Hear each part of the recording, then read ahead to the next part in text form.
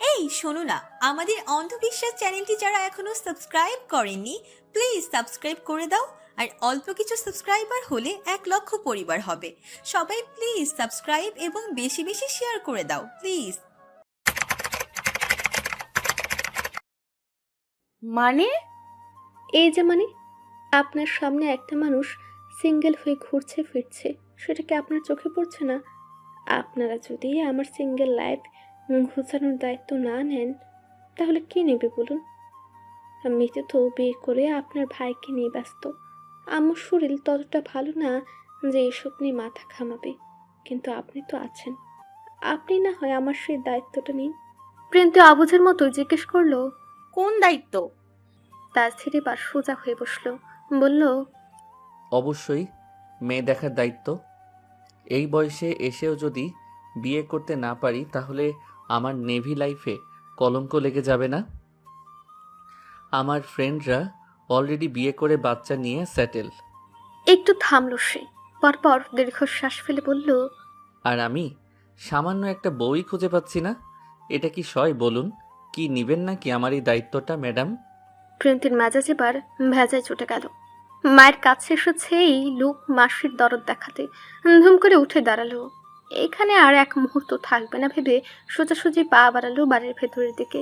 পরপর আবারও কিছু মনে পড়তেই থেমে দাঁড়ালো, উল্টো না ঘুরে বলে গেল যেতে যেতে, তাহলে দোয়া করব আপনি আজীবন এই সিঙ্গেলের তকমা লাগিয়েই ঘুরবেন কমান্ডার সাহেব। বলেই গটাগট ধোপটা পা ফেলে চলে গেল সেখান থেকে। তাজের কথাটা শুনতে কিছু উত্তর করবে তার আগেই ওর পকেটে থাকা ফোনটা ভাইব্রেট হয়ে বেজে উঠল। কপাল কুঁচকে ফোনটা পকেট থেকে বের করে চোখের সামনে ধরতেই কুচকানো কপাল আরো কুচকালো ওর। ঠোঁট কামড়ে কিছু একটা ভেবে টান টান হয়ে বসে, পরপর পুরুষালে গম্ভীর কণ্ঠে আওড়ালো, yes, lieutenant commander Tajdhir Siddique speaking. ওপাশ থেকে উত্তর এলো সাথে সাথেই, Commander, your lease is over. Is are recovered to report back within the next 48 hours. This is a direct order. প্রেমটি ঝড়ের মতো উঠে চলে যাওয়ার পর এখনো ঠিক আগের মতো নিশ্চুপ হয়ে বসে আছে তাসধীর। ডান হাতে ফোনটা শক্ত করে চেপে ধরা ওর। ফোনের স্ক্রিন অফ হয়ে গেছে প্রায় অনেকক্ষণ। অমনি সেখানে সে ধূপ করেই ওর পাশটা এসে বসলো হাসিব। বসতে বসতে কটাক্ষ ভরা গলায় ছুড়ে দিল কিছু বাক্য। কি ভাই, ব্যাপার স্যাপার তো আর আমার মোটেও সুবিধাজনক লাগছে না। তুই তো এমন ছিলি না আগে। হাতে ধরা ফোনটা পকেটে ঢুকে রাখলো তাসধীর। ঘাটটা গুজে নির্লিপ্ত ভঙ্গিতে বলল, কি বলতে চাস? হাসিব ঠোঁট বাঁকিয়ে মাথা নাড়ল, বলল, বলতে চাইছি, আমাদের কমান্ডার সাহেব তো এরকম না। আমাদের মধ্যে তুই একমাত্র ছেলে ছিলি যে সব সময় মেয়েদের থেকে অ্যাটলিস্ট 10 মাইল দূরে থাকতো। সেখানে এখন নিজের বোনের ননদের সাথে এইভাবে চিপকে থাকিস কেন? এসব তো তোর স্বভাবে নেই। তাসধীর ভ্রু কুচকে তাকালো, বিরক্ত হয়ে বলল, তোর মাথায় এসব আউল ফাউল চিন্তা ছাড়া ভালো কিছু আসে না, তাই না? সামান্য বেঁকে নিজের দুহাত পেছনে ঠেকে শরীরটা হেলে উত্তর করলো হাসিব।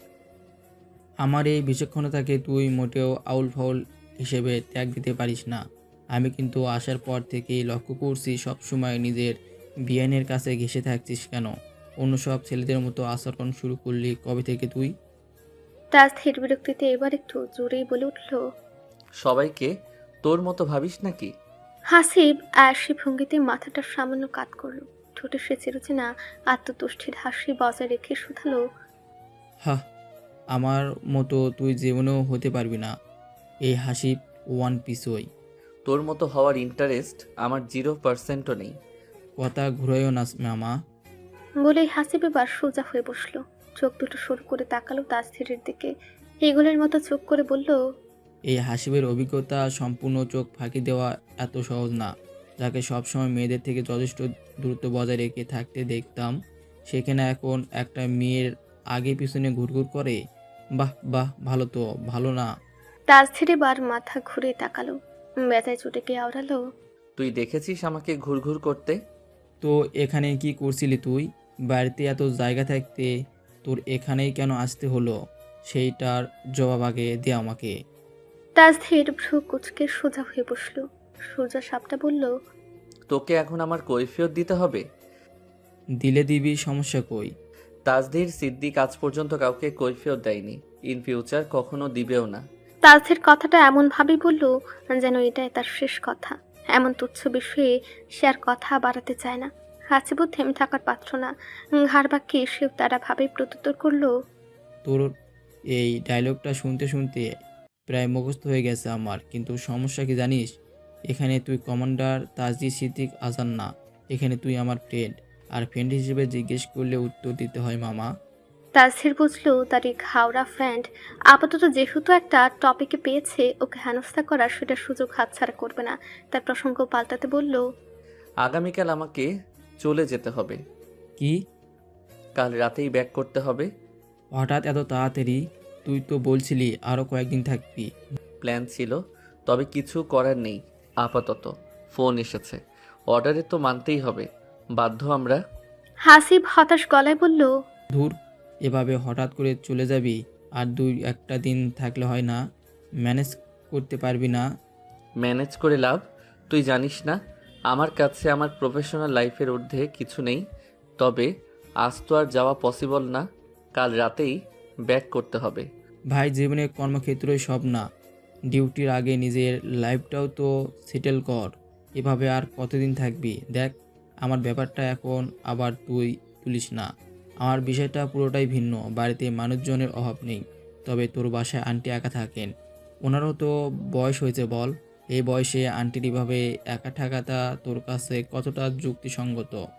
তাজহির আর চোখে একবার হাসিবের দিকে চেয়ে গমগমে স্বরে প্রশ্ন করলো, আম্মু শিখিয়েছে এসব তোকে, তাই না? ভেবেচাকা খেয়ে বসলো হাসিব। আমতা আমতা করে আওড়ালো, ভুল তো আর কিছু বলিনি। তুই আগে বিয়েটা কর, এসব ফাজলামো ছেড়ে নিজেকে ঠিক কর, আঙ্কেলের কাজে হেল্প কর, অযথা এসবে সময় নষ্ট না করে। কথা দিচ্ছি তোর বিয়ের পরপরই বিয়ে করে ফেলবো, যা। হাসিব নীরবে একটা দীর্ঘশ্বাস ফেললো, যার অর্থ হলো সেও কোনোদিন ঠিক হবে না, আর তার এই নিরামিষ বন্ধু কোনোদিন আমিষে রূপান্তরিত হয়ে বিয়ের আসরে বসবে না। নিত্যদিনের তুলনায় আজকের সকালটা বিশ্রান্ত নীরব। সকালের স্বর্ণালী কিরণ বারান্দার কার্নিশ ছুঁয়ে ছুঁয়ে ঘরের ভেতরে ঢুকছে। সেই বারান্দায় বা কোনায় নির্জীব হয়ে দাঁড়িয়ে আছে হীরা। সারা রাত ঘুমাতে পারেনি মেয়েটি। বিছানায় এপাশ ওপাশ করতে করতে কখন যে ভোর হয়ে গেছে সে নিজেও টের পায়নি। চোখ দুটো লালচে ফুলা ফুলা হয়ে আছে তাতে। কিশোরী হীরার মন কঠোরে সে গতকাল থেকে প্রিয়ন্তের বলা কথাগুলোই বারবার ঘুরে ফিরে আসছে। আচ্ছা, ওর তাজদির ভাইয়ের কি সত্যি বিয়ে ঠিক হয়ে গেছে? তাহলে উনি কেন সবাইকে বলল না সে বিষয়ে? ছোটবেলা থেকে যখন থেকে বুঝতে শিখেছে তখন থেকেই তো তাজদিরকে আলাদা করে দেখতো হীরা। কখনো জোর করে নিজের মনকে বোঝানোর চেষ্টা করেনি, শুধু নিঃশব্দে দূর থেকে পছন্দ করে গেছে। কিন্তু হঠাৎ করে এভাবে ওর কিশোরী মনটা ভেঙে গেল। তবু কোথাও একটা খচখচানি থেকে যাচ্ছে। আচ্ছা, কথাটা যদি মিথ্যা হয়, যদি সত্যি না হয় সবটা, এই একটু আশা বেঁধেই নিজেকে কোনোভাবে সামনে নিয়ে রুম থেকে বের হলো হীরা। ধীরে ধীরে পা ফেলে এগিয়ে গেল করিডোরের ধরে। থামলো গিয়ে ঠিক তাজদিরের রুমের সামনে। মুখের ভেতরটা ধুকপুক করছে সমান তালে। বলবে না বলবে না? আর জিজ্ঞেস করাটা ঠিক হবে? যদি হেঁটে ফিরে ওর তাজদির ভাই জিজ্ঞেস করে বসে অন্য কিছু? মেয়েটার এহেন ভাবনা চিন্তার ভেতরে আবির্ভাব ঘটে তাজদিরের। লোকটা রুম থেকে বেরিয়ে আসছে, বোধহয় নিচে যাচ্ছে। হীরাকে সামনে দাঁড়িয়ে থাকতে দেখে থামলো তাজদির। ভ্রুকোচকে স্বাভাবিক গলায় জিজ্ঞেস করলো, কিরে, কি হয়েছে? এখানে কি করছিস? হীরা চমকে উঠল। অপ্রস্তুত হয়ে হাত দুটো একসাথে জড়িয়ে ফেলে আমতা আমতা করে আওড়ালো, তাজদির ভাই, একটা কথা বলি। প্রিয়ন্তী নিচে যাওয়ার জন্য বেরিয়েছিল সবেই, অমনি ওর চোখ গিয়ে পড়লো সামনে। এই সাত সকালে হীরা মেয়েটাকে এখানে তাজদিরের মুখোমুখি হয়ে দাঁড়িয়ে থাকতে দেখে হৃৎপিণ্ডটা ধপাস করে লাফিয়ে উঠল ওর। হঠাৎ করেই গতকালের কথাগুলো মনে পড়ে গেল। আয় হায়, হয়েছে কাণ্ড। যদি এই বিচ্ছুমিটা সব বলে দেয় তো? ভাবতে এই গলা শুকিয়ে এলো প্রিয়ন্তীর। বুকের ভেতরটা ধরফর করছে বেগতিক হারে, হাতের তালু ঘেমে টেমে একাকার। মনে মনে শপথ করলো আর জীবনেও কোনোদিন মিথ্যার আশ্রয় নিবে না ও। তাজদির তখন বলল, তোর আমার কাছে কিছু বলতে আবার পারমিশন লাগে নাকি? কাঠবিড়ালি, বল কি বলবি? হীরা ঠোঁট কামড়ে ধরলো, চোখ দুটো একবার নিচে নামালো, আবার তুললো উপরে। খানিকক্ষণ কায়কুই করে অবশেষে বলতে লাগলো, তাসদির ভাই, আপনি কি? তাসদির বাবা, তোমরা নাকি আজ চলে যাবে? আকস্মিক মেয়েলি প্রশ্নে সবাই তাকালো উল্টো ঘুরে। করিডোর পেরিয়ে আসছে হাসিবের আম্মু। ভদ্রমহিলা ভীষণ উদ্বিগ্ন হয়ে প্রশ্নখানা ছুড়ে দিলেন তাসদিরের উদ্দেশ্যে। আকস্মিক মায়ের আগমনে হীরার কথা থেমে গেল মাঝপথে। হ্যাঁ আন্টি, আজ রাতেই যেতে হবে আমাদের, সেটা জানাতেই নিচে আসছিলাম আমি। প্রাণহীন পাখিটা যেন হঠাৎ করেই আবারও ডানা ঝাপটাতে শুরু করলো প্রিয়ন্তীর ভদ্রমহিলার আগমনে। এমা, এভাবে হঠাৎ করেই চলে যাবে? আর 2টা দিন থাকো না বাবা। তোমরা এসেছো, আমার যে কতটা ভালো লাগছে বলে বোঝাতে পারবো না। চলে গেলে বাড়িটা যে খালি খালি হয়ে যাবে। এতদিন পর আসলে, ভালো করে তো কিছু খাওয়াও হলো না। তাসদির ভদ্রভাবে হালকা হাসলো, বেনুর স্বরে বলল, ইচ্ছা তো ছিল আন্টি, কিন্তু কিছু করার নেই, হঠাৎ করেই অর্ডার এসেছে। আজ রাতেই রওনা দিতে হবে। আজ রাতেই? রাতটুকু অন্তত থেকে যাও। তোমার আঙ্কেল আজ রাতেই ফিরবেন। তোমাদের আসার কথা শুনেই টিকিট কেটে তাড়াহুড়োয় বাড়ি ফিরবেন বললেন। ইনশাল্লাহ আবার আসবো, তখন দেখা করে নিব না হয়। কি বলবো বলো? আচ্ছা, এখন তাহলে দ্রুত নিচে আসো, নাস্তা করবে। আমি সব কিছু টেবিলে দিতে বলছি। আসো আসো। তাগাদা দিয়ে চলে গেলেন ভদ্রমহিলা। মায়ের প্রস্থানের দিকে তাকিয়ে নীরবে শ্বাস ফেলে দাঁড়িয়ে রইল হীরা। তবে আশ্চর্য হলো যখন শুনল, হ্যাঁ কি বলছিলি যেন, বল। আরে তুমি এখানে? তোমাকে তো সেই কখন থেকে তোমার দাদি ডাকছে, নিচে খুঁজছে তোমায়। জলদি যাও তো। হীরা একটু অবাক হয়ে তাকালো প্রিন্তির দিকে, সন্দিগ্ন গলায় বলল, মাত্রই তো নিচ থেকে এলাম আমি। দাদি অনেকক্ষণ যাবতেই ডাকছে তোমায়, শুনতে পাওনি হয়তো। তোমাকে খুঁজতেই তো এসছি আমি। যাও যাও, গিয়ে দেখো। কথা শেষ হতে না হতেই প্রিয়ন্তী প্রায় জোর করে হীরাকে পাশ কাটিয়ে এগিয়ে দিল। হীরা আর কিছু বলার সুযোগই পেল না, মন বেজায় চুপচাপ হয়ে গেল সেখান থেকে। তাসদির পুরো ব্যাপারটা আর চোখে দেখলো, কিছু বলল না। তখনই হীরা চলে যেতেই তাসদির কৌতূহলী দৃষ্টিতে তাকিয়ে বলল, কি ব্যাপার মিস প্রিয়ন্তী, আপনাকে এমন লাগছে কেন? প্রিয়ন্তী ভরকে গিয়ে বলল, কেমন লাগছে? গলায় কাটা আটকে যাওয়ার মতো ছটফট করছেন কেন হঠাৎ, কি হয়েছে? প্রিয়ন্তী চোখ কটমট করে চাইল, আর নিজের অস্থিরতা ঢাকতে গলা শক্ত করে বলল, আজব, আপনার সমস্যা কি? হ্যাঁ, নেভির জব ছেড়ে কি গোয়েন্দার নাম লিখতে মন চাচ্ছে নাকি? বলে আর এক সেকেন্ডও দাঁড়ালো না বেচারি। যেভাবে এসেছিল সেভাবে ছুটল প্রিয়ন্তীর যাওয়ার দিকে। তাসদির ভ্রু কুচকে তাকিয়ে থেকে বিড়বিড় করে উঠল, এর আবার কি হলো? স্ট্রেঞ্জ। রাত আনুমানিক তখন 11টা পেরিয়ে। রাতের ডিনারটুকু শেষে সবাই একটু একটু রেস্ট নিয়েছে নিজেদের রুমে। ওদিকে প্রিয়ন্তীর মনটা একদিকে যেমন ফুরফুরে হয়ে আছে এ বাড়ি থেকে চলে যাওয়ার খুশিতে, অন্যদিকে ঠিক ততটাই আধার নেমে এসেছে। ভাবির মুখে শুনেছে লোকটা নাকি বাড়ি ফিরে চলে যাবে। তার মানে কি লোকটার সঙ্গে আর কোনোদিন দেখা হবে না, ওর কথা হবে না এভাবে? ওই সুদর্শন মানুষটাকে প্রিয়ন্তী দেখে দেখে নিজের চক্ষু তৃষ্ণা মেটাতে পারবে না আর? এসব ভেবে ভেবেই অস্থির হয়ে উঠছে মেয়েটা ক্ষণে ক্ষণে। হাসিবদের বাড়ির সবার কাছ থেকে একে একে বিদায় নিয়ে ওরা সবাই উঠে বসলো গাড়িতে। হাসিব ড্রাইভ করে বাস স্ট্যান্ডে পৌঁছে দেবে। কথা মতো জ্যাম না থাকায় মিনিট 20 মাথায় ওরা বাস স্ট্যান্ডে পৌঁছালো।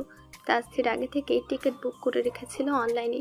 ওদের বাসটা দাঁড়িয়ে আছে একপাশে, রাত 11টার স্লিপার কোচ।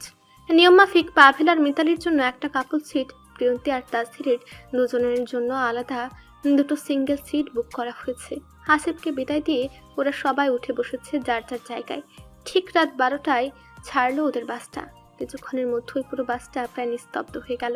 লাইট অফ করে দিয়েছে বাসের ড্রাইভার। মিতালি ঘুমিয়ে পড়েছে পাভেলের কাঁধে মাথা রেখে।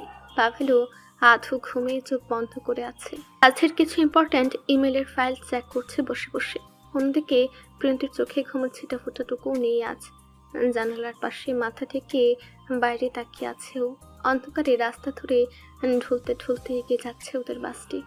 এভাবেই পার হলো প্রায় 1.5-2 ঘন্টা। একটা জায়গায় সে বাসটা হঠাৎ করে থামলো। একটা বড় রেস্টুরেন্টের সামনে থামানো হয়েছে বাসটি। লাইট জ্বলে উঠতেই হেল্পারের গলা শোনা গেল, যার যার দরকার আছে নেমে যান, 20 মিনিটের ব্রেক, খাওয়া দাওয়া, ফ্রেশ হয়ে নেন। কথা মতো নড়ে চড়ে অনেকেই নামতে লাগলো বাস থেকে। পাভেল একবার নড়ে চড়ে উঠে ডাকলো মিতালিকে। কিছু খাবে কিনা জিজ্ঞেসও করলো। গভীর ঘুমিয়ে আচ্ছন্ন মিতালি সারা শব্দটুকু দিল না। পাভেলও নামলো না তাই। ওদিকে দুটো পানির বোতল পুরো খালি করে এখন অবস্থা কাহিল প্রিয়ন্তীর। আপাতত জরুরি ভিত্তিতে ওকে ওয়াশরুমে যেতে হবে, খুবই প্রয়োজন। শেষমেশ শার্ট টিকতে না পেরে উঠে বসলো। ওনাটা ঠিকঠাক করে গায়ে পেঁচিয়ে চুলগুলো বেঁধে নিচে নেমে দাঁড়ালো। রাত তখন প্রায় 2:30 ছুঁই। রেস্টুরেন্টের সামনে মানুষের ভিড়। এটা ছাড়াও আরো বেশ কয়েকটা বাস, মাইক্রো কার এসে থামানো হয়েছে এখানে। প্রিয়ন্তী সোজা ওয়াশরুমের দিকে এগুলো। ওয়াশরুমের সামনে থাকা লম্বা সিরিয়ালে চোখে পড়তে বিরক্তিতে ঠোঁট কামড়ে ধরলো। এত বড় সিরিয়াল তো সরকারি চাল ডাল বিতরণেও দেখা যায় না। একটু ভেবে আবার পিছিয়ে যাবে না কি ভাবলো, কিন্তু শরীরের প্রয়োজনের কাছে হার মানতেই হলো। নিরুপায় হয়ে লাইনের শেষ মাথায় গিয়ে দাঁড়ালো। এভাবে মিনিট 10 অতিবাহিত হওয়ার পরে ঘটলো এক অযাচিত ঘটনা। হুট করে ওর পেছন থেকে হঠাৎ কেউ ধাক্কা মেরে অতিক্রম করে নিজে গিয়ে আগেভাগে ঢুকলো ভেতরে। প্রিয়ন্তী কিছু বুঝে ওঠার আগে মহিলা ওকে পাশ কাটিয়ে সামনে গিয়ে ঢুকে পড়েছে। আকস্মিক ধাক্কায় প্রিয়ন্তীর পা পাশের একটা লোহার স্ট্যান্ডের সঙ্গে লেগে ডান পায়ের পুরো নখটা প্রায় অনেকটাই আলগা হয়ে উঠে এলো জানো। ব্যথায় চেঁচে উঠলো প্রিয়ন্তী। পায়ের নখটা একটু উঠে গেছে, জ্বালা করে উঠলো, সাথে সাথে চোখে পানি চলে এলো ব্যথায়। আর আগে অপমানে ব্যথার সব মিলিয়ে মাথা পুরোপুরি গরম হয়ে এলো ওর। এই, আপনি কি করলেন? এটা লাইন দেখেন না? ধাক্কা দিয়ে ঢুকলেন কেন? মহিলা ভেতর থেকে কোনো উত্তর দিল না। প্রিয়ন্তী দাঁড়িয়ে দাঁড়িয়ে রাগে ফুঁসছে তখনও। কিছুক্ষণ পর দরজা খুলে বের হলো সেই মহিলা। প্রিয়ন্তী আর নিজেকে সামলাতে পারল না। তৎক্ষণাৎ ফনা তোলা সাপের মতো ফুসফুস করে উঠল। আপনার কি সমস্যা? মানুষ লাইনে দাঁড়িয়ে আছে, আপনি এসে ধাক্কা মেরে ঢুকে গেলেন কেন? মহিলা ভ্রু কুচকে তাকালো, বিরক্তির সহিত বলল, এইটা আবার কি কথা? আমি কি তোরে ধাক্কা মারছি? নিজের ঠিক মতো হাত দাঁড়াইবার পারস না, দোষ আবার আমারে দেশ। এক্সকিউজ মি, আপনি সরাসরি ধাক্কা দিয়েছেন আর এখন উল্টা কথা বলছেন? মহিলা কোমরে হাত রেখে দাঁড়ালো, বলল, এই মাইয়া, বেশি ইংরেজি ঝাড়িস না। আমি তোরে ধাক্কা মারি নাই, আমি আগে আসিলাম, তুই আইসা মাঝখানে দাঁড়াইছস। কি বলেন আপনি? আমি অনেকক্ষণ ধরে লাইনে দাঁড়িয়ে আছি। দাঁড়াইছস তো কি হয়েছে? আমার জরুরি আছিল, আমি আগে ঢুকছি, তোর সমস্যা কই? প্রিয়ন্তীর রাগ এবার ঝোড়ায় উঠল, কটমট করে বলল, সমস্যা কই মানে? এটা কি আপনার বাপের ওয়াশরুম? সবাই লাইনে দাঁড়ায়, আপনি নিয়ম মানবেন না কেন? মহিলা এবার তেড়ে এলো আরো। এই মাইয়া, বেশি বাড়াবাড়ি করিস না কইলাম। ছোট্ট মাইয়া ওয়া আমারে জ্ঞান দেশ। আপনি আগে শিখেন কিভাবে লাইনে দাঁড়াতে হয়। আর মানুষকে ধাক্কা দিয়ে ঢোকা ভদ্রতা না, এটা অসভ্যতা। ছোট একটা মাইয়া বড় জনের মুখে মুখে তর্ক করস? পরিবার কিছু শিখায় নাই? করবই, কারণ আপনি ভুল করেছেন। আর আমার পা দেখেন, নখ উঠে গেছে আপনার জন্য। মহিলা একবার নিচে তাকালো, তারপর নাক সিটকালো। এইটা আবার কি হইছে? এতটুকু লাগছে, এটা নিয়ে আবার নাটক শুরু কইরা দিছস? নাটক? আপনার জন্য ইনজুরি হয়েছে আর আপনি বলছেন নাটক? আরে যা যা, বেশি কথা কইস না, আমারে চেনস না তুই। আমি আপনাকে চিনতেও চাই না। কোন হরিদাস পালের মেয়ে আপনি? চারপাশে কয়েকজন থেমে থেমে তাকাচ্ছে ওদের দিকে। মহিলাটি এবার আরো গর্জে উঠে বলল, এই মাইয়া, বেশি কথা কইস না, নইলে কিন্তু ঠিক হইব না। প্রিয়ন্তী এক পা এগিয়ে এলো। কি ঠিক হইব না? হ্যাঁ, আমাকে থ্রেট দিচ্ছেন? রেস্টুরেন্টের একপাশে অন্ধকার এক কোনায় দাঁড়িয়ে সবাই সিগারেট ধরেছিল। তাসথির ইমেল চেক শেষে একটু আগে উঠে এসে দাঁড়িয়েছিল এখানটায়। অমনি অতি পরিচিত মেয়েলি কণ্ঠে ভ্রু কুচকে গেল তার। আরেকবার ভালো করে কণ্ঠটা শুনতেই বুঝতে দেরি হলো না আসলে কণ্ঠটা কার। প্রিয়ন্তী নামটা মস্তিষ্কে বিত্তে অবিলম্বে সিগারেটটা নিচে ফেলে পা দিয়ে পিছু দিল। তারপর দ্রুত পা বাড়ালো কণ্ঠস্বরের দিকে। ভিড় ঠেলে এগিয়ে সে একটু দূরে থামতে দেখতে পেল প্রিয়ন্তী আর সে অর্ধবয়সী মহিলা মুখোমুখি দাঁড়িয়ে তর্কে লিপ্ত হওয়ার দৃশ্যখানা। দুজনেই মগ্ন হয়ে করে যাচ্ছে সে কি তুমুল ঝগড়া। কেউ কাউকে ছাড় দিচ্ছে না এক চুলো। তাসথির কয়েক সেকেন্ড চুপ করে দাঁড়িয়ে রইল, শুধু নীরব দর্শকের মতো সবটা দেখল সে। প্রিয়ন্তীকে এভাবে আগে কখনো দেখেনি সে। মেয়েটা যে এভাবে ঝগড়া করতেও পারে সেটা ধারণাতেও আসেনি তার। হে যেন একই মুদ্রার দুই পিঠ, মনে মনে বিড়বিড় করল সে। আর মাঝেই তার চোখ প্রিয়ন্তীর পায়ের উপর পড়তেই নড়ে চড়ে দাঁড়ালো তাসথির। কিছু একটা ভেবে তৎক্ষণাৎ দ্রুত এগিয়ে গিয়ে থামলো প্রিয়ন্তীর সামনে। নরম গলায় ওকে উদ্দেশ্য করে আওড়ালো, আপনার পা থেকে তো রক্ত ঝরছে, কি হয়েছে পায়ে? ব্যথা পেয়েছেন কি করে? কথা বলতে বলতে প্রিয়ন্তীর হাত ধরে টেনে একপাশে সরিয়ে আনলো তাসথির। প্রিয়ন্তি একটু ভরকে গেলেও কিছু বলার আগেই তাসধীর ওকে নিয়ে দাঁড় করালো পাশে। তারপর একবার চোখ তুলে মহিলার দিকে তাকালো। বিনা বাক্যে চোখ রাঙিয়ে শুধু হাতের ইশারায় বুঝিয়ে দিল এখান থেকে চলে যেতে। মহিলা গজগজ করতে করতে সরে গেল সেখান থেকে। তাসধীর নিচে বসে পড়ল। প্রিয়ন্তির পা নিজের দিকে টেনে নিল অতি সাবধানে। Stay still. গম্ভীর গলায় বলল সে। পকেট হাতড়ে রুমাল বের করে আলতে করে লেগে থাকা নখের রক্ত মুছতে লাগলো। পাশের ট্যাপ থেকে পানি এনে পরিষ্কার করলো জায়গাটা। প্রিয়ন্তি এক দৃষ্টি তাকিয়ে আছে।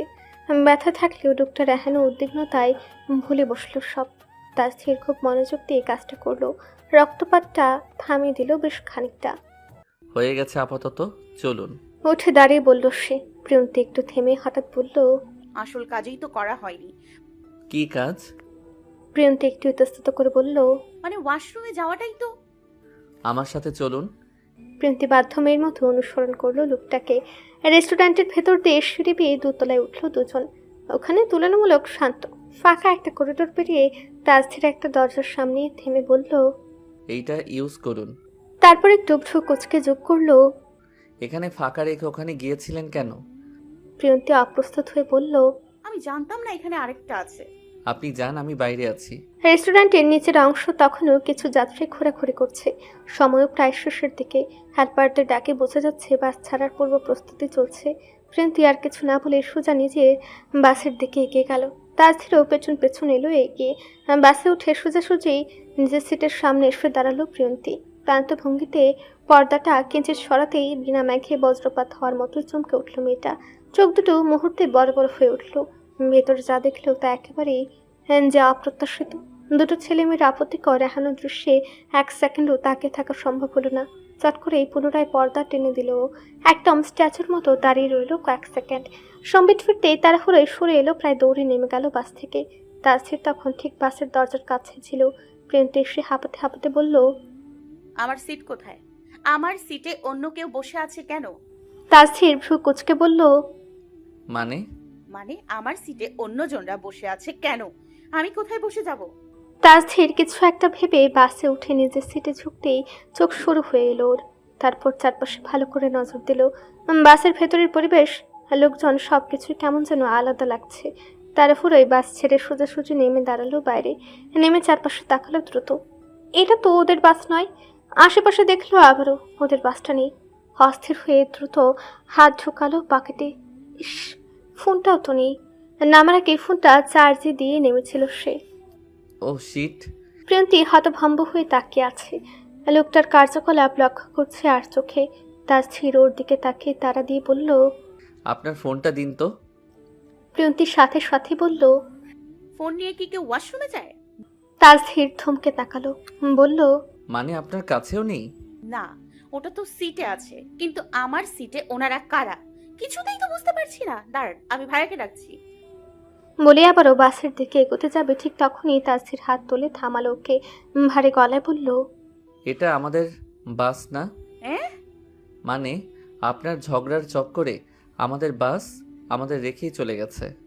প্রিয়ন্তি চোখ কপালে তুলে বলল, হ্যাঁ, এখন এখন কি হবে? হ্যাঁ, আমার ফোন, আমার ব্যাগ সব তো ওই বাসে। আর আমার ভাইও তো ওই বাসে। আমার ভাইয়ের কি হবে? কি হলো? তাসধীর বিরক্ত হয়ে বলল, কিভাবে এখন আমরা পৌঁছাবো সেই টেনশন না করে আপনি ফোনের জন্য টেনশন করছেন। আর এই মুহূর্তে আপনার ভাই নয়, বরং নিজের জন্য চিন্তা করুন। কিভাবে পৌঁছাবেন বাকিটা পথ সেটা ভাবুন আপাতত। এরপর কিছু একটা ভেবে তাসধীর পুনরায় বলল, আপনি এখানে দাঁড়ান, আমি আসছি। বলে উক্ত বাসের ড্রাইভারের সঙ্গে কথা বলল তাসধীর। জানালো ওদের হুট করে বাস মিস হয়ে যাওয়ার ব্যাপারটা। ড্রাইভার তাসধীরের কথাগুলো মনোযোগ দিয়ে শুনল। অবশেষে মাথা নেড়ে বলল, আপনাদের ভাগ্য ভালো বলতে হবে। ভাগ্যক্রমে আজ আমাদের একটা কাপল সিট বুক করা ছিল।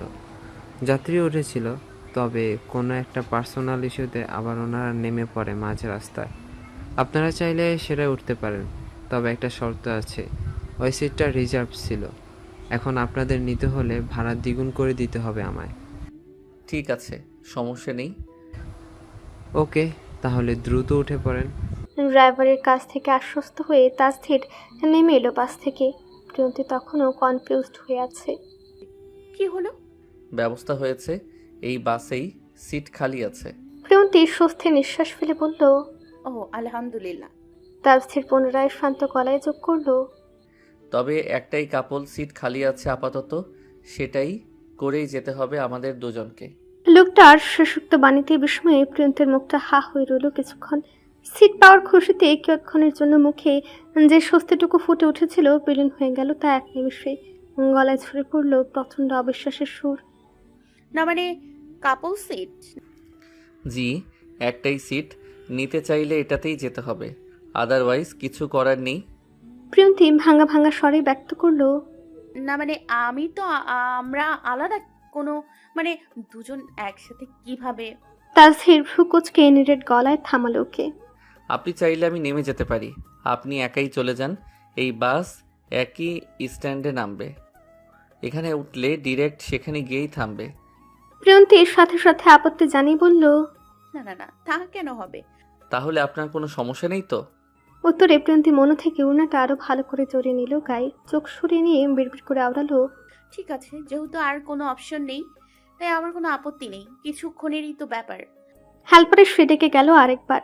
তারা দিয়ে জানালো বাস ছেড়ে দিবে এক্ষুনি, সবাইকে উঠে আসতে। কথা মতোই বাসে উঠে এলো ওরা দুজন। হেল্পার ওদের সিট দেখাতেই প্রথমে পর্দা সরে ভেতরে গিয়ে বসলো প্রিয়ন্তী। তাজের একপাশে সরে দাঁড়ালো। মোটা মোটা সাদা পর্দায় ঢাকা দুজনের শোয়ার উপযুক্ত একটুখানি জায়গায় দুপাশে ছোট ছোট কেবিনের মতো দুটো জয়েন করা বেড, নিচে পাতলা ম্যাট্রেস, সেই সাথে পাশে ছোট ছোট বালিশ রাখা, মাথার কাছে একটা চার্জিং পয়েন্ট। প্রিয়ন্তী এসে জানালার পাশটা ঘেঁষে বসলো। বাইরে তখন রাতের মধ্যভাগ চলমান। প্রিয়ন্তী জানালার পর্দাগুলো টেনে রাখলো একপাশে। রাস্তায় থাকা স্ট্রিট লাইটের আলোয় দৃশ্যমান হয়ে উঠল ওদের সিটটুকু। তাসফির তখনও সিটের বাইরে দাঁড়িয়ে, গাড়ির বডির সঙ্গে একপাশে হেলান দিয়ে দাঁড়িয়ে থাকার সময় পেরিয়ে গেছে কয়েক মিনিট। হঠাৎই হেল্পার ছেলেটা এসে দাঁড়ালো পাশে, খানিকটা কাইকুই করে বলল। স্যার। তাসফির তাকাতে ছেলেটা একটু মুচকি হেসে বলল। ম্যাডামের সাথে কি ঝগড়া হয়েছে নাকি? তাসফির ভ্রু কুচকে বলল। মানে? না মানে আপনি বাইরে দাঁড়িয়ে আছেন আর ম্যাডাম ভিতরে, তাই ভাবলাম ঢুকতে দিচ্ছে না নাকি। চোখ টিপে হাসলো ছেলেটা। তাসফির খানিকটা অস্বস্তিতে পড়ল তাতে। এরা যে ওদের হাজব্যান্ড ওয়াইফ ভেবেছে বুঝতেই অস্বস্তিটা আরো গাঢ় হলো। গুরু গম্ভীরতায় আওড়ালো। Nothing like that. ছেলেটা মাথা নাড়ল, ঠোঁটের কোণে হাসির রেশটুকু অক্ষুণ্ণ রেখেই বলল ফের। আচ্ছা আচ্ছা বুঝেছি স্যার, তবে আপনাকে সিটে গিয়ে বসতে হবে যে স্যার। স্লিপার কোচে তো এভাবে দাঁড়িয়ে থাকলে বুঝে নিতে অন্য একজন প্রবলেম হবে। বলে ছেলেটা আর দাঁড়িয়ে থাকলো না, ড্রাইভারের পাশে গিয়ে বসলো। তাদের নীরবে শ্বাস ছাড়লো একটা। কি মুসিবতে জড়িয়ে গেছে সে। অতঃপর না চাইতেও হাত বাড়িয়ে পর্দাটা সরালো, ঢুকলো ভেতরে। প্রিয়ন্তী জানালার দিকে তাকিয়ে এক ধ্যানে বসে আছে। তাজদের ভেতরে ঢুকে এক মুহূর্ত থামলো, এসে বসলো ঠিক মেয়েটার মুখোমুখি হয়ে। মাঝখানে দুজনের মধ্যে সিটের দৈর্ঘ্যতা অনুযায়ী দূরত্ব। ওদিকে আলগা হয়ে যাওয়া ওড়নাটা তাজধীরকে ঢুকতে দেখে তড়ি করে করে শরীরের সঙ্গে শক্ত করে পেঁচিয়ে নিল প্রিয়ন্তী। তাজধীর চোখ সরিয়ে নিল তৎক্ষণাৎ। এভাবেই কাটলো বেশ কিছু সময়। তাজধীরের কাছে বিষয়টা খানিকটা অস্বস্তিকর লাগলেও প্রিয়ন্তীর কাছে ঠিক উল্টোটাই মনে হচ্ছে। ওর বুকের ভেতরটা কেমন নরম হয়ে আসছে, বরঞ্চ মনে হচ্ছে এই পথটুকু যেন শেষ না হোক, অনন্তকাল জুড়ে বয়ে চলুক এই গন্তব্য। ইস, ঘড়ির কাঁটায় সময়টা যদি থেমে যেত, তাহলে কি ও এভাবেই হোর এই নিরামিষ কমান্ডারটাকে দেখতে পেত? তাজধীর না তাকালেও প্রিয়ন্তী এক মুহূর্তের জন্য চোখ সরাতে পারছে না। মৃদু আলোয় এক দৃষ্টে তাকিয়ে আছে তাজধীরের দিকে। বাসের ভেতরে লাইটটা অফ করে দিয়েছে ইতিমধ্যে। পর্দা সরানো থাকায় বাইরের রাস্তার আলো মাঝে মাঝে এসে পড়ছে ওদের উপর, কখনো স্পষ্ট, কখনো আধো অন্ধকার হয়ে ভেসে উঠছে প্রিয়তমর মুখটা। এই আলো ছায়ার খেলায় লোকটাকে যেমন আরো অন্যরকম লাগছে। হঠাৎই তাজধীর চোখ তুলে তাকাতে চোখাচোখি হলো দুজনার। অমনি চট করে দৃষ্টি সরিয়ে নিল প্রিয়ন্তী। অস্বস্তি কাটাতে পেছনে থাকা বালিশ দুটো থেকে একটা টেনে নিয়ে লোকটার দিকে এগিয়ে দিতে দিতে বলল। আপনি চাইলে একটু হেলান দিয়ে বসতে পারেন, আরাম লাগবে। বিনা বাক্যে বালিশটা ওর হাত থেকে নিয়ে বাসের বডির সঙ্গে হেলান রেখে একটু আরাম করে বসলো তাজধীর। প্রিয়ন্তী লোকটা নড়াচড়া, বসার স্টাইল সব কিছুই দেখলো, সময় গড়াতে লাগলো। প্রিয়ন্তী জানালার দিকে তাকিয়ে থাকতে থাকতে কখন যে চোখে ঘুম এসে ভর করেছে নিজে বুঝতে পারেনি মেয়েটা। তাই তো ঘুমের কাছে হার মেনে মাথাটা কাত হয়ে এলো একটা সময়। একটু একটু করে হেলে পড়ে একটা সময় গভীর ঘুমে ঢলে পড়ল। ওদিকে তাসথিরও কিছুক্ষণ পর চোখ বন্ধ করেছিল। ক্লান্তি থাকার সময়ে স্রোতে গা ভাসিয়ে কেবলই চোখ দুটো লেগে এসেছিল, অমনি পায়ের উপর কোনো কিছুর স্পর্শে চট করে চোখ খুলে তাকালো সে। আর তাকিয়ে থমকে গেল পুরো। তার উড়োর উপর খুব স্বাভাবিক ভঙ্গিতেই ছড়িয়ে আছে প্রিয়ন্তীর দুটো পা। মেয়েটার পুরো শরীরটা ছেড়ে এক কাত করে লম্বা হয়ে শুয়ে পড়েছে অজান্তেই। বাড়ির রাস্তার স্ট্রিট লাইটের আলো ক্ষণে ক্ষণে ভেসে এসে সেই দৃশ্যটাকে স্পষ্ট করে তুলছে আরো। নরম ফর্সা মেলে দুটো পা উঠিয়ে দিচ্ছে তাসথিরের উড়োর ওপর। তাসথিরের দৃষ্টি আটকে রইল কয়েক সেকেন্ড। তারপর হঠাৎই চোখ তুলে তাকালো প্রিয়ন্তীর দিকে, আর তাতেই যেন ঘটল আরো মোহ অঘটন। মেয়েটার মাথার উপর থাকা জর্জটের ওড়নাটা সরে গিয়ে এক পাশে পড়ে আছে। চুলগুলো এলোমেলো হয়ে গাল ছুঁয়ে আছে। গভীর ঘুমে আচ্ছন্ন রমণী থেমে থেমে শ্বাস নিচ্ছে। তাসথির ছট করে সরালো নিজের দৃষ্টি। বুকের ভেতরে কেমন যেন অস্বস্তি জমে উঠছে তার। হাঁসফাঁস লাগছে, অস্থির লাগছে ব্যাপক। হঠাৎ কেন এমনটা লাগছে সে নিজে বুঝতে পারছে না। একটা মেয়ে মানুষ পাশে শুয়ে আছে দেখে কি অত শত ভাবতে চাইল না তাসথির। আপাতত এখানে থাকা যাবে না, এটা শিওর। মনে মনে এটাই ধাতস্থ করে ভাবলো উঠে দাঁড়াবে। তবে উঠে যেতে চাইলে তো মেয়েটার পা দুটো সরাতে হবে। আর যদি তাতে মেয়েটার ঘুম ভেঙে যায়, এই চিন্তাতেই থেমে দাঁড়ালো। শুষ্ক গলায় কয়েকবার ঢুক গেল তাসথির। তারপর অতি সন্তর্পণে হাত বাড়ালো প্রিয়ন্তীর পা দুটো আলতো করে সরিয়ে দেওয়ার উদ্দেশ্যে। আশ্চর্য, তার হাত দুটো ওভাবে কাঁপছে কেন হঠাৎ? সেলোয়ারটা অনেকটা পায়ের গোড়ালি থেকে উপরে উঠে থাকার দরুন ফর্সা মিলি ত্বক ওকে দিচ্ছে। তাসথির নিজে হতভম্ব। সামান্য পা স্পর্শ করতেই তার হাত কাঁপছে এভাবে। এত এত মিশন, অপারেশন, ঝুঁকি, বিপদ সব সামলাতে পারে যে মানুষ, আজ কিনা সামান্য একটা মেয়ের পা ছোঁয়ার সময় তার হাত এভাবে থরথর করে কাঁপছে। ছে, তার বন্ধুরা যদি জানতে পারে এই ঘটনা, তাহলে থাকবে তার মান সম্মান? এক পর্যায়ে নিজের উপরে বিরক্ত হলো সে। মনে মনে কঠিন স্বরে বলল নিজেকে নিজেই, focus Tasdhir, you can do it better, a far better.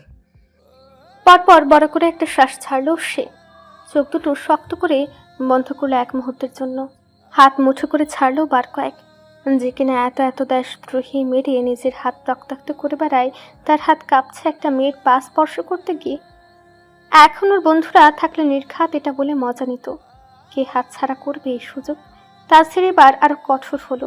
খুব সাবধানে একদম আলতো করে প্রিয়ন্তীর পা দুটো নিজের রান থেকে সরে দিল পাশে। মেয়েটার পা আর একটু মিনিমাম আর কয়েক ইঞ্চি এদিক সেদিক হলে পা দুটো ঠিক কোথায় গিয়ে লাগতো ভাবতে বুকটা ধরফর করে উঠে এই কঠোর ব্যক্তিত্ববান মানুষটার। বাইরের দিকে ধূসর ভোরের আলোটুকুতে পিটপিট করে চোখ তুলে তাকালো প্রিয়ন্তী। কয়েক সেকেন্ড থম মেরে থেকে বসে থেকেই হুঁশ ফিরল। জানালার বাইরে তাকাতেই বসলো ভোর হয়ে গেছে। চারপাশে ভোরের আলো ছড়িয়ে পড়েছে। তড়িৎ তাকালো আশেপাশে, কেউ নেই। আশ্চর্য, লোকটা কোথায় গেল? চলে গেল নাকি? পরপরই নিজের অবস্থার দিকে তাকিয়ে থমকালো ভরকালো মেয়েটা। সে পুরোটা লম্বা হয়ে শুয়েছিল এতক্ষণ। লোকটা তো ঠিক অপর পাশটায় বসেছিল। ওর পা দুটো ছড়িয়ে ঠিক তাসধীরের জায়গাটাতেই রাখা। মুহূর্তে লজ্জায় গাল লাল হয়ে উঠল ওর। তাড়াতাড়ি পা গুটিয়ে সোজা হয়ে বসে তাড়াহুড়োই বালিশের পাশে পড়ে থাকা ওড়নাটা তুলেই মাথায় জড়িয়ে নিল পুনরায়। চুলগুলো ঠিক করলো, নিজেকে গুছিয়ে নিল যতটা সম্ভব। ততক্ষণে বাসটা এসে থামলো কোথাও। অমনি পর্দার বাইরে থেকে নক করে ডাকলো তাসধীর। মিস প্রিয়ন্তী, উঠে পড়ুন, আমরা চলে এসেছি। জি আসছি। তাসধীর আগে থেকেই দাঁড়িয়ে ছিল নিচে। প্রিয়ন্তী নামতেই ঈশ্বরায় ওকে নিয়ে এগোলো সামনে। হাঁটতে হাঁটতে খানিকটা কাজ ঘেঁষে বিড়বিড় করে বলে উঠল, আপনার ঘুমানোর স্টাইলটা বড্ড বাজে মিস ব্লু হাফ মুন। পরপুরুষ পাশে থাকলে মেয়েদেরকে এভাবে ঘুমাতে নেই। কথাটা বলে সোজা হাঁটা ধরল সামনে। প্রিয়ন্তী প্রথমেই কথার মানে ধরতে না পারলেও মস্তিষ্কে একটু প্রেশার দিতেই পানির মতো স্বচ্ছ হয়ে উঠল বিষয়টা। লজ্জায় মরে মরে হয়ে উঠল তৎক্ষণাৎ মেয়েটা। ঘুমালে যে দুনিয়ার কোনো হুঁশ থাকে না ওর। ছোট থেকেই ওর ঘুমানোর ভঙ্গি এরকম। শত চেষ্টায়ও আয়ত্তে আনতে পারেনি তা। ঘুমালে কি আর মানুষের হুঁশ থাকে নাকি? এই প্রিয়। দূর থেকে চেনা গলা শুনতে পেতে প্রিয়ন্তী মাথা তুলে তাকালো সেদিকে। পাভেল আর মিতালি আগে থেকে দাঁড়িয়ে আছে ওখানটায়। পাভেল দৌড়ে সে সামনে দাঁড়ালো। ভীষণ উদ্বিগ্ন হয়ে বলল বোনকে, কিরে, ঠিক আছিস? ঠিকঠাক মতো আসতে পারছিস তো? হ্যাঁ ভাইয়া, ঠিক মতো এসছি। তারপর হঠাৎ মনে পড়তেই তড়িঘড়ি করে বলতে লাগলো, আমার ফোন, আমার ব্যাগ ওসব কোথায়? নিয়েছো তো? মিতালি এগিয়ে এসে বলল তখন। সব ঠিক আছে, ভাইয়া আমাদের ফোন করে জানিয়েছিল। আমরা নামার সময় সব কিছু নিয়েই নেমেছি। প্রিয়ন্তী একটু থমকে তাকালো তার স্ত্রীর দিকে। মিতালি আবারও বলল, ভাইয়া ড্রাইভারের ফোন দিয়ে কল দিয়েছিল আমাকে, বলল তোমাকে নিয়ে টেনশন না করতে। এরপর বাসে নাকি আসছো তোমরা। পাভেল তার স্ত্রীর দিকে তাকিয়ে বলল, ধন্যবাদ ভাই, সত্যি বলতেছি আপনি না থাকলে আজকে ওর নিয়ে টেনশনে মরতাম আমি। বাস স্ট্যান্ড থেকে বের হওয়ার পরেই প্রিয়ন্তী যখন শুনল ওরা সরাসরি নিজেদের বাসায় যাচ্ছে না, বরং আবারও তার স্ত্রীদের বাসায় যাবে, তখন মনে হচ্ছিল চাপা পড়ে থাকা একটা ভার একটু একটু করে সরে যাচ্ছে ওর শরীর থেকে। তাহলে আরও কিছু সময় এই মানুষটার কাছাকাছি থাকা যাবে, এমনটাই তো চেয়েছিল। সকাল প্রায় 8টার দিকে ওরা পৌঁছালো সিদ্দিকগঞ্জে। তড়িঘড়ি করে সে দরজা খুলে দিলেন মোহনা বেগম। ছেলে মেয়ে আসার খুশিতে খুব ভোরে উঠেই নাস্তা বানানোর কাজে লেগে পড়েছেন ভদ্রমহিলা। এসে গেছিস তোরা? শুনলাম তোরা নাকি বাস মিস করেছিলি, ঠিকঠাক মতো আসতে পারছিস তো? আগে ফ্রেশ হয়ে আসি আম্মু। মিতালির কথায় ভদ্রমহিলা সায় দিয়ে বললেন, যা জামাই বাবাকে নিয়ে আগে ফ্রেশ হয়ে নাস্তা খেয়ে আয়, আমি ততক্ষণে টেবিলে নাস্তা লাগাচ্ছি। আজান, প্রিয়ন্তী তুমিও জামা ফ্রেশ হয়ে নাও গিয়ে, তারপর নাস্তা করো এসে। কিছুক্ষণের মধ্যেই পুনরায় সবাই একত্রিত হলো। টেবিল ভর্তি নাস্তা সাজানোর সামনে একে একে চেয়ার টেনে বসলো সবাই। তাজধীর বের হয়ে যাবে নাস্তা শেষেই। মোহনা বেগম ছেলের দিকে তাকিয়ে বললেন, বাবা আজকেই চলে যাবি নাকি? তাজধীর মাথা নাড়ল। 10টার মধ্যে রওনা দিতে হবে। পাভেল সাথে সাথে বলল, এত তাড়াতাড়ি? অন্তত একটু রেস্ট করবেন না ভাই? এতদিন করেছি না, ওতেই এনাফ। প্রিয়ন্তী চুপচাপ খেয়ে উঠে গেল আগে, তবে ও ওঠার আগেই তাজধীরের ফোন আসলে সে উঠে চলে যায়। বেলা তখন প্রায় 10টা ছুঁই ছুঁই। ড্রয়িং রুমের সোফার এক কোনায় বসে আছে প্রিয়ন্তী, হাতে টিভির রিমোট, কিন্তু মনটা ওর মোটেও টিভির স্ক্রিনে নেই। শুনেছে লোকটা বেরিয়ে পড়বে একটু পরে, বাইরে গিয়েছে কিছু কাজে। অমনি ডোরবেল বাজতে কাজের মেয়েটি দরজা খুলে দেয়। বাড়ির ভেতরে প্রবেশ করে তাজধীর, হাতে একটা ফাইল জাতীয় কিছু ধরা।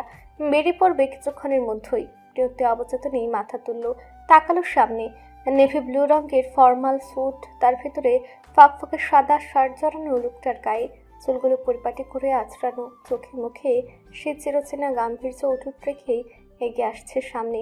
লোকটাকে এই ভেসে দেখে প্রিয়ন্তীর হাত থেকে রিমোটটা কখন ফসকে সোফার উপরে পড়ে গেছে সেই হুঁশ নেই মেয়েটার। ওর ওই অবাধ্য চোখ দুটো সরাতে পারছে না। আচ্ছা, এই সুদর্শন ব্যক্তিটার সাথে সে গতকাল পুরো রাত কাটিয়েছে একই সিটে। বিষয়টা কেমন অবিশ্বাস্য ঠেকছে না। তাজধীর সোজা এসে দাঁড়ালো ড্রয়িং রুমে। মোহনা বেগম তখন পাশের রুম থেকে বের হচ্ছিলেন। ছেলেকে দেখে এগিয়ে এলেন তিনি। ছেলে তার রেডি হয়ে বেরিয়েছে, মানে চলে যাবে এক্ষুনি। অমনি চোখে পানি এসে টইটুম্বর হলো মায়ের। আর কাছে এগিয়ে এসে দাঁড়ালেন ছেলের নিকট, তাকালেন মায়ের মমতাময়ী ওই কাতুর চোখ দুটো দিয়ে। চলে যাচ্ছিস বাবা? আম্মু, এক কথা আর কতবার রিপিট করবে? ডিউটি আমার, এটা যেতে তো হবেই। ডিউটি সবই বুঝি, কিন্তু আমার কথাটাও একটু বোঝ। ছেলেকে চুপ থাকতে দেখে ভদ্রমহিলা দীর্ঘশ্বাস ফেলে বলতে লাগলেন, তুই এভাবে আর কতদিন থাকবি বলতো? মাসের পর মাস বাইরে থাকিস, দূরে থাকিস, মন চাইলে মাঝে মাঝে আসিস 2 দিনের জন্য, আবার চলে যাস। এবার তুই চলে গেলে মিতুও চলে যাবে। আমি একা এই বাড়িটায় থাকবো কি করে বলতো? আমার কথাটা অন্তত একবার চিন্তা করে দেখ। তুই চলে গেলে আবার সেই আগের মতোই দিন গোনা শুরু হবে আমার। কবে আসবি? কবে আবার দেখবো তোকে? আদৌ আসবি কিনা? তাজধীর একটু নরম হলো এবার, বলল, আম্মু প্লিজ। মোহনা বেগম হাত তুলে থামালেন, বললেন, না, আজকে আমার কথা শুনবি তুই, পুরোটা শুনে তারপর যাবি। তুই বিয়ে কর না বাবা, আর কতদিন এভাবে একা থাকবি? আমারও তো বয়স হচ্ছে, কতদিন আর এইভাবে থাকবো আমি? একটা মেয়ে আসলে আমার আর একা লাগবে না। মেয়েটা আমার মৃত্যু হয়ে আমার আশেপাশে থাকবে সব সময়। আমার এভাবে একা বাড়িতে দম বন্ধ হয়ে আসে বাবা। বাড়িতে একটা টুকটুকে বউ এলে তখন বউয়ের টানে ঠিকই মাসের পর মাস এই ছুটে ছুটে আসবি। দেখিস, তুই শুধু একবার বল, আমি অন্তত মেয়ে দেখা শুরু করি। বলছি না, এখনই বিয়েটা কর। আমার মেয়ে পছন্দ হলে এরপর না হয় তুই এসে দেখে পাকা কথা বলিস। তোর পছন্দ না হলে তো আমরা জোর করব না। কোনো দিন জোর করেছি তোকে কোনো কাজে? শুধু একটা বার মত দে না বাবা, মায়ের অনুরোধটুকু রাখবি না? নাকি তোর অন্য কাউকে পছন্দ পছন্দ করিস কাউকে? শুধু মেয়েটাকে সেটা বল, আমি নিজেই সম্বন্ধ নিয়ে যাব সেখানে।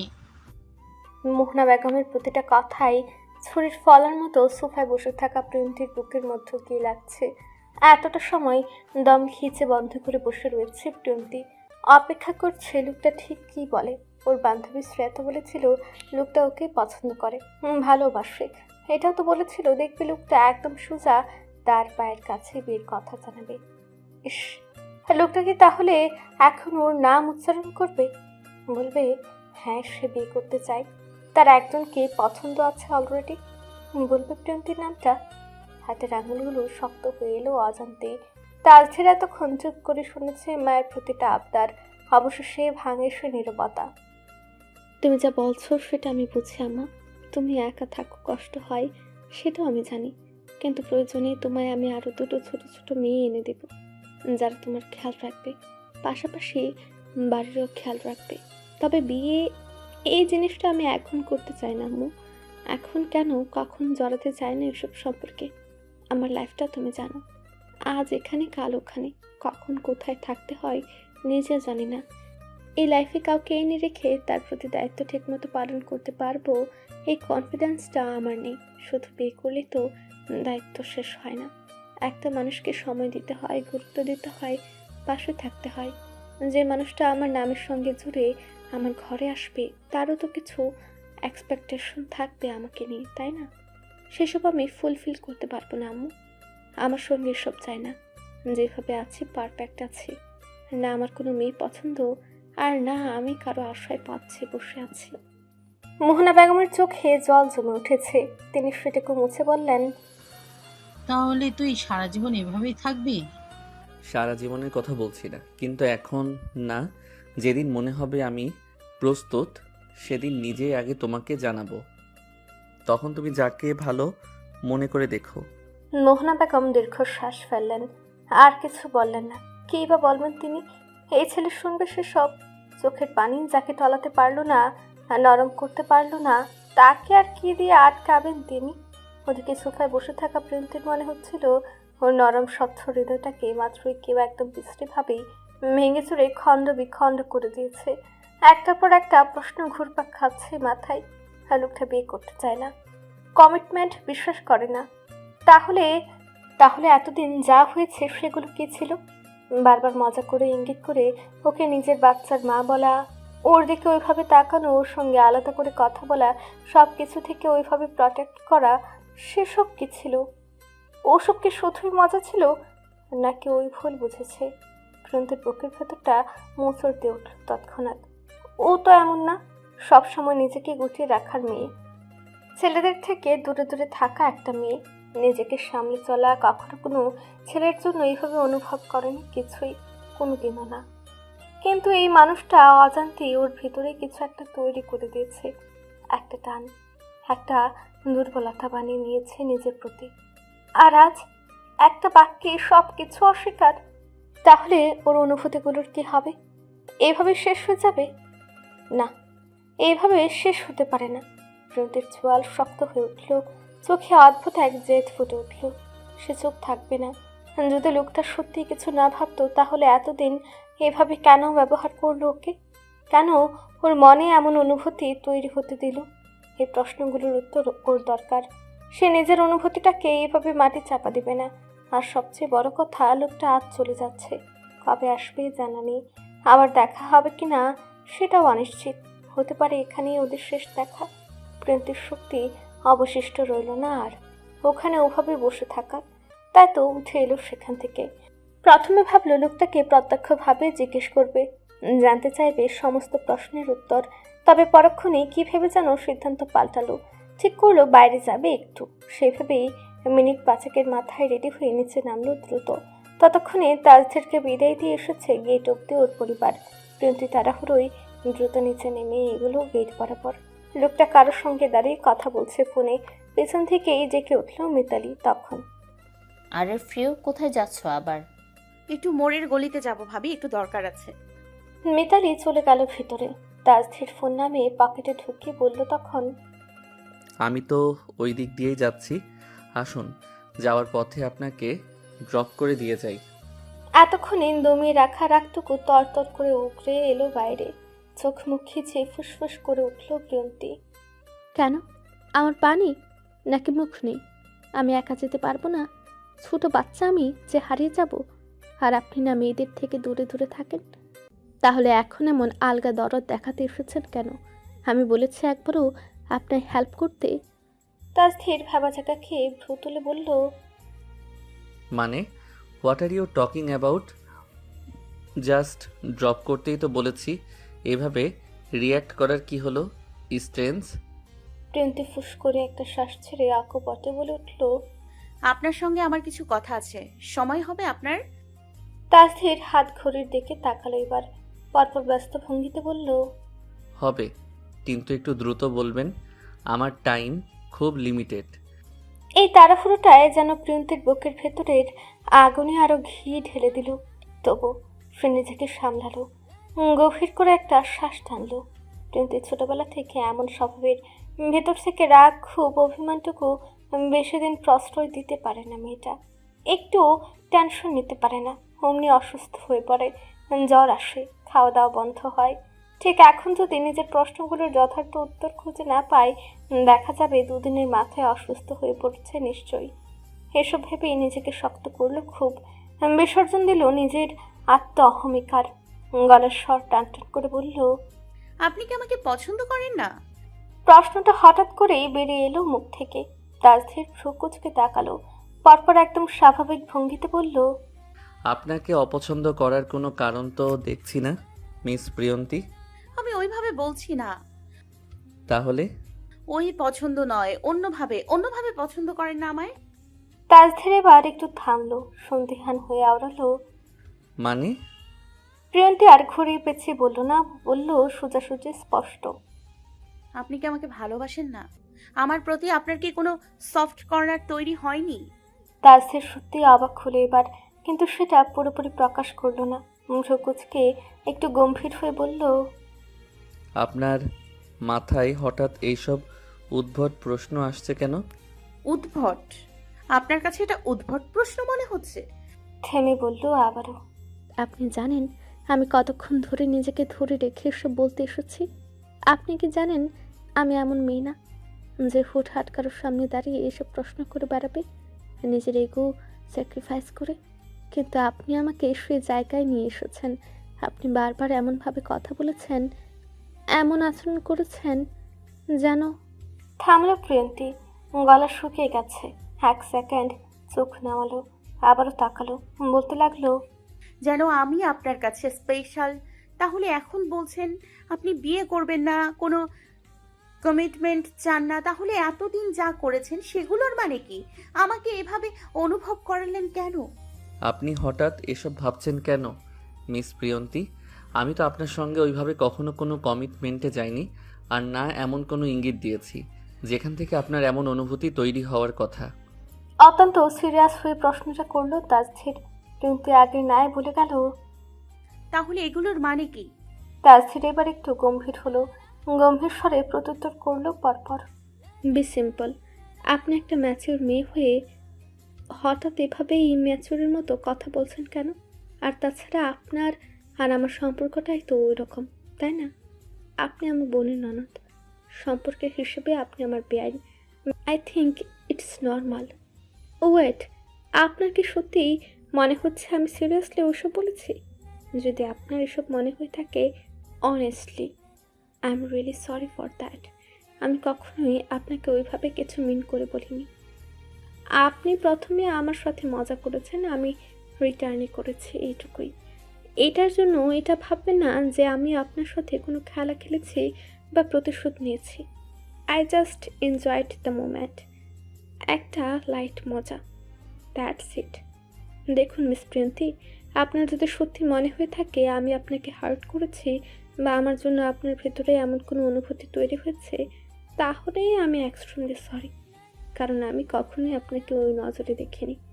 আপনাকে আমি কখনো স্পেশাল হিসেবে ট্রিট করিনি। আপনি চাইলে বলতেই পারেন সিলেটে যা যা হয়েছে, আপনার জায়গায় অন্য কোনো মেয়ে থাকলেও আমি একইভাবে হেল্প করতাম, একইভাবে অ্যাপ্রিসিয়েট করতাম। তারপরও যদি মনে হয় আমি ভুল করেছি, আপনাকে কোনো নেগেটিভ সাইন দিয়েছি, তাহলে আমি সত্যি দুঃখিত। প্লিজ আমাকে মাফ করে দিবেন। একদমে কথাগুলো বলে থামে তাস্থির। পরপর তাকায় অ্যালার্ম দেয়া ঘড়িটায়। টুটটুট শব্দ করছে হাতের যান্ত্রিক ডিভাইসটা। তাস্থির এবার একটু গরম হয়ে বলল, জি, আর কিছু বলবেন? প্রিয়ন্তী নিঃশব্দে মাথাটা নাড়ালো কেবল। তাস্থির একটা বড় করে শ্বাস ছাড়লো আগোচরে। এরপর উল্টো ঘুরে হাঁটা ধরলো গাড়ির অভিমুখে। ড্রাইভারকে উদ্দেশ্য করে বলে উঠল, ম্যাডামকে পৌঁছে দিন কোথায় যেতে চাই। আপনি যাবেন না স্যার? আমার গাড়ি আসছে এখানেই। তাজধীরের প্রস্থান ঘটেছে বহুক্ষণ আগেই। মিনিটের কাটা পরপর 5 বার অতিক্রম করে ফেলেছে ইতিমধ্যে। প্রেমটি ঠিক যে জায়গাটায় দাঁড়িয়ে ছিল এখনো একই জায়গায় দাঁড়িয়ে থাকলো, নড়লো চড়লো না। চোখ দুটো নিষ্প্রভ, শূন্য, স্থির, টলমল টলমল করে ওঠা পানিটুকু আর আটকে রাখতে পারলো না মেয়েটা। এবার গড়িয়ে পড়ার আগেই তাড়াহুড়ো করে হাতের উল্টো পিঠ দিয়ে মুছে নিল। দেখতে দেবে না কাউকে নিজের এই দুর্বলতা। ভালোবাসায় ব্যর্থ হওয়া এই অশ্রুজল দেখানোর মতো বোকা সে তো নয়। মানুষ যে হাসবে, মজা নেবে। লোকটার বলা এক একটা বাক্য তীরের ফলের মতোই বিদীর্ণ করে দিয়েছে ওর হৃদয়ের কোমল আবরণটা। প্রতিটা বাক্যে যে ধারালো ছুরির মতো সেবিচ্ছে বুকের ভেতর, পিষে দিচ্ছে অন্তরটা। শ্বাস নিতে কষ্ট হচ্ছে, চারপাশটা কেমন যেন নিষ্প্রাণ লাগছে, বিষণ্ণ ঠেকছে। আশ্চর্য, আর রঙিন পৃথিবীটা উধুম করে রঙহীন হয়ে গেছে। তাহলে কি সত্যি তার দিক থেকে কিছুই ছিল না? এক বিন্দু অনুভূতিও নয়? এতদিন যা যা করেছিল সবটাই মজা ছিল, নাকি সেই অতিরঞ্জিত কল্পনায় নিজেকে ভাসিয়ে নিয়ে গিয়েছিল? যুক্তির এই অতর্ক বিতর্ক খেলায় হার মানল সে। ঠিকই তো, লোকটা তো সত্যি কখনো ওকে ওই রকম কোনো আশ্বাস দেয়নি, না কোনো দিন নিজে থেকে ওই রকম কিছু বলেছে, না দিয়েছে প্রতিশ্রুতি। ও তো নিজে ভেবে নিয়েছে সব কিছু নিজের মতো করে, কিন্তু ও না হয় ভুল বুঝেছে। কিন্তু শ্রেয়া যে বলল লোকটার ওর প্রতি অনুভূতি আছে। ওয়েট, শ্রেয়ার কথা মাথায় আসতেই মস্তিষ্ক পুনরায় তরাক করে জ্বলে উঠল ওর। এই শ্রেয়ার বাচ্চাটাই তো ওকে উল্টাপাল্টা বুঝে এসেছে এতদিন। একের পর এক মায়াবী ব্যাখ্যায় ওকে বিভ্রান্ত করে গিয়েছে প্রতিনিয়ত। ভুল স্বপ্নের বীজ বপন করেছে ওর অন্তরে। ওই মেয়ের পাল্লায় পড়ে ও ধরে নিয়েছিল লোকটা ওকে পছন্দ করে। আজ একমাত্র ওই শ্রেয়ার জন্যই এতটা অপমানের সম্মুখীন হতে হলো ওকে। আর নিজের আত্মসম্মান সব কিছুর বিসর্জন দিয়ে নিজ থেকে এতটা ছোট হয়ে লোকটার কাছে এসেছিল নিজের অনুভূতি জাহির করতে। বিনিময়ে কি পেল? তিরস্কার। সোজা বাংলায় রিজেক্ট হতে হওয়া। শ্রেয়ার বাচ্চা। কথাটা চিরবির করে দাঁতে দাঁত পিষে বলে সোজাসুজি নিজের রুমের দিকে ছুটল। থামলো না এক সেকেন্ডও। সোজা নিজের কক্ষে এসে থামলো পা দুটো। বুকে যেমন বাধা অস্থিরতা প্রতিটি শ্বাসে বিস্ফোরিত হতে চাইছে, বেরিয়ে আসতে চাইছে বাইরে। তখন তড়িঘড়ি করে বের হওয়ার সময় ফোনটা রুমেই ফেলে গিয়েছিল। রুমে ঢুকে বিছানার উপর পড়ে থাকা ফোনটা তুলে ব্যস্ত হাতে ডিরেক্ট কল লাগালো শ্রেয়াকে। ওপাশে কয়েকবার রিং হতেই ঘুম জড়ানো কণ্ঠে ফোন রিসিভ করলো শ্রেয়া। ঘুমো ঘুমো স্বরে অলস ভঙ্গিতে উত্তর করলো, হ্যালো। প্রিয়ন্তী দাঁতে দাঁত চেপে নিজেকে ধাতস্থ করে নিল এই যাত্রায়। মাথা গরম করবে না, যতটা সম্ভব নিজেকে দমিয়ে রেখে স্বাভাবিক স্বরে বলল, কই আছিস তুই? ওপাশ থেকে হাই তুলল শ্রেয়া, বলল, এই কুত্তামরা, সকালে আর কই থাকবো, বাসাতেই আছি। এত সকালে কল দিছিস কেন ভাই? প্রিয়ন্তী চোখ বন্ধ করে আলগোছে নিঃশ্বাস ফেলল। নিজেকে সংযত রাখার শেষ চেষ্টা চালালো আরেক দফা। বলল সোজা সাপটা, দেখা কর আমার সঙ্গে এক্ষুনি। ওপাশ থেকে ভেসে এলো শ্রেয়ার বিস্মিত স্বর, এই 7 সকালে আমি উঠবো? তোর কি মনে হয় আমি এত সকালে ওঠার মানুষ? পারবো না ভাই। আরে আয় না, তোকে একটা স্পেশাল ট্রিট দিব আমি আজ। ট্রিট শব্দটা শুনতে উচ্ছ্বসিত হয়ে বিছানা ছেড়ে উঠে বসলো। তখনই বলল, এমা, সত্যি ট্রিট দিবি দোস্ত? আগে বলবি না? দাঁড়া, এখনই রেডি হচ্ছে। এই দাঁড়া, হঠাৎ ট্রিট কিসের রে? তোর আবার বিয়ে ফিক্সড হয়ে গেল নাকি ওই কমান্ডারের সঙ্গে? এপাশে প্রেমতির চোখে তখন দপদপ করে জ্বলছে রাগের আগুন, তবু নিজেকে সংযত রাখলো। বলল টেনে টেনে, ওটা আসলেই জানতে পারবি। সারপ্রাইজ থাক কেমন? একটু থেমে আবারও বলল, তুই আগে জলদি আয়, তোকে ট্রিট দেওয়ার খুশিতে আমার তো আর ধৈর্যই ধরে রাখতে পারছি না। আসবি না? তুই ট্রিট দিবি আর আমি মিস করব? আমাকে জাস্ট 5টা মিনিট দে, রেডি হয়ে এখনই বের হচ্ছি। শোন না, কলেজ রোডে নতুন একটা ক্যাফে খুলেছে, শুনেছি আইটেমগুলো নাকি দারুণ, ওখানে নিবি? আজ তোকে কলেজ রোডের সব ক্যাফেতেই ঘোরাবো আমি।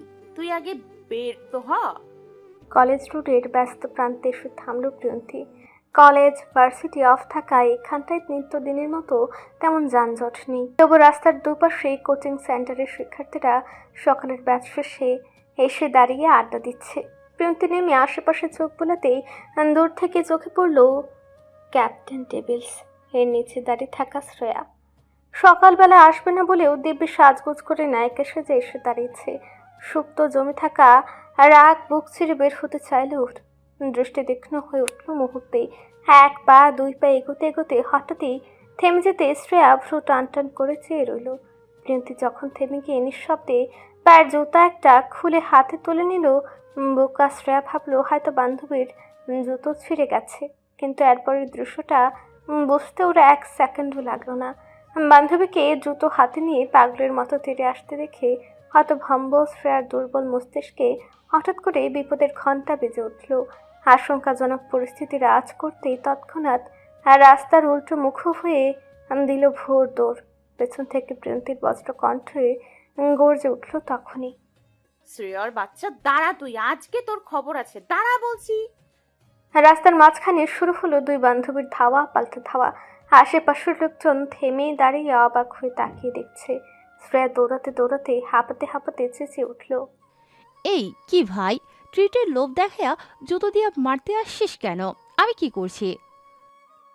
কি করেছিস? আজকে তোকে আমি সেই হিসাব বোঝাবো, দাঁড়া শুধু। শ্রেয়া কি বলদ নাকি? বলদামি করে ট্রিটের লোভে চলে আসলেও দাঁড়িয়ে পড়ার মতো বোকামি সে আর করবে না। শ্রেয়া খুব ভালো করে অবগত, এই মেয়ে একবার রেগে গেলে সহজে থামার পাত্রী নয়।